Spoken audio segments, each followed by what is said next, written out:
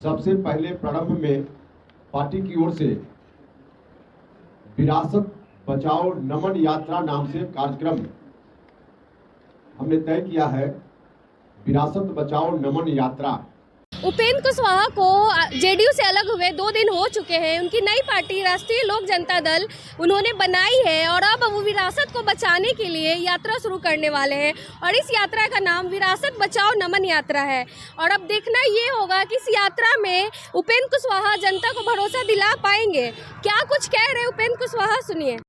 नहीं, कोई बात संजय जायसवाल से क्या बातचीत हुई? आपको लगता है पार्टी में जाने? संजय जायसवाल जी से बातचीत हमने कल भी बताया था आपको। बिहार भर से बहुत सारे लोगों ने मुझको टेलीफोन पर शुभकामना दी, बधाई दी।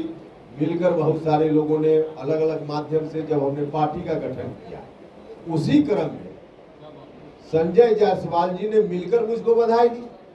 उनको भी अच्छा लगा हम मेरा स्टेप, तो मिलकर उन्होंने बधाई दी। दूसरे लोगों ने, आप में से भी कई लोगों ने शुभकामना दी है कि अच्छा काम किया। उसी तरह से उन्होंने भी बधाई दी, लेकिन चूंकि घर पर आकर बधाई दी, इसलिए हम भी उनके प्रति आभार हमने भी प्रकट की है। बस इतना ही मामला। नहीं भैया, वो तो भारतीय जनता पार्टी की रैली, उसमें कैसे शामिल? उपेंद्र जी क्यों उसमें कैसे? उपेंद्र जी मध्यावधि चुनाव की स्थिति है बिहार में, मध्यावधि चुनाव की आप क्या मानते हैं? देखिए, अब इसका जवाब तो मुख्यमंत्री जी के दिमाग में क्या चल रहा है नहीं बता पाएंगे, हमने बता। क्या बीजेपी से वही 14 वाला फॉर्मूला पे डील हो रहा है क्या 3 सीट पे? जरूरत होगी तो आपको बीच में रख लेंगे।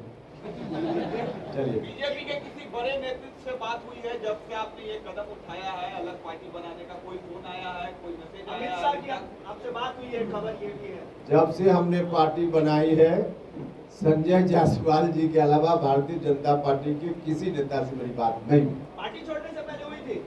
अभी जब हम मंत्री थे उस समय प्रधानमंत्री से बात हुई थी। अभी कोई बात है? अभी किसका क्या मतलब? हम मंत्री थे उनके साथ, तो कहिए कि प्रधानमंत्री जी से बात हुई थी।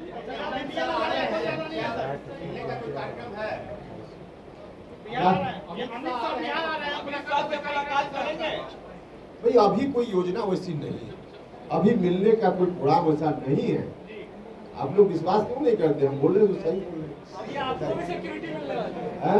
सिक्योरिटी आपको भी मिलने वाली है? सिक्योरिटी बिहार सरकार से हमको Y+ सिक्योरिटी मिली हुई है। Y+ मिली हुई है, अब मिलने वाली क्या है? कोई नया मिलना है क्या? आरजेडी के विधायक इस तरह से बोल रहे हैं, आपको क्या लगता है क्या कि बजट सत्र के बाद या होली के बाद वाकई में जेपी की ताजपोशी है वो होगी या मैं? अच्छा, ताजपोशी की औपचारिकता ही बची हुई है ना। सारा दृश्य अगर देख लीजिए तो सिर्फ औपचारिकता बची हुई है ना। बाकी तो किस रूप में डिप्टी सीएम एक्ट कर रहे हैं,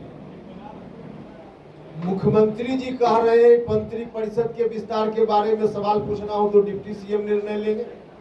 मुख्यमंत्री जी को 2.5 घंटा बैठकर इंतजार करना पड़ता है। तो अब वो लेना न लेना वो औपचारिकता है ना। अब तो उसी रूप में एक्शन हो रहा है। तेजस्वी यादव ने कहा है कि उनको जल्दबाजी नहीं है मुख्यमंत्री बनने की। तेजस्वी यादव ने कहा है कि उनको जल्दबाजी नहीं है। देखिए, हम जो बोल रहे थे, अब हमारी बातों का असर किस रूप में होता है। जिस दिन हमने पार्टी अनाउंस किया उसी दिन जनता दल यूनाइटेड के राष्ट्रीय अध्यक्ष ने कहा नीतीश कुमार जी की बातों से ठीक उलट नीतीश जी ने पहले ही घोषणा कर दी है कि अगला तेजस्वी यादव, और ललन सिंह जी ने कह दिया, आप लोगों के सामने कहा कि नहीं ऐसा कुछ नहीं, हमने नहीं कहा है। और फिर कल किस तरह से उनको अपना वापस लेना पड़ा, ललन सिंह जी को अपनी बात वापस लेनी पड़ी और उनको भी कहना पड़ा कि नहीं, नीतीश जी ने जो किया है कहा है वही सच है। और उधर से फिर तलवार निकाल ली आरजेडी के लोगों ने। उन लोगों ने कहा कि कैसे हो सकता है, और उसी का परिणाम था ललन सिंह जी ने जो कहा मुख्यमंत्री जी के बयान से उलट, उसी का परिणाम था कि माननीय मुख्यमंत्री जी को 2-2.5 घंटा तक इंतजार करना पड़ा। उसी का असर था। तो इसलिए हम जो कुछ भी कहते रहे हैं वह तो अब साफ साफ दिख रहा है, साफ साफ दिख रहा है। लोग भले बातों में न स्वीकार करें या आज स्वीकार करके कल वापिस हो जाएं, अलग बात है, लेकिन डील तो पक्की है। डील अगर नहीं पक्की है तो बताएं ललन सिंह जी, उनको क्यों वापस लेना पड़ा स्टेटमेंट? उनको क्यों कहना पड़ा नीतीश जी ने जो कहा वही सही है? किस परिस्थिति में बयान दिए और क्यों वापस लेना पड़ा बताएं। और फिर आरजेडी के लोग, आरजेडी के कई लोग, विधायक लोग, अब उन लोगों ने कहा कि नहीं नहीं, अब तो होली के बाद इनको करना है, जाना है इनको, तेजस्वी को मुख्यमंत्री बनना है। तो यह बात अब इस रूप में आ रही है। और दूसरा कि मुख्यमंत्री जी के बारे में राष्ट्रीय जनता दल के लोग किस रूप में पहले बोल रहे थे।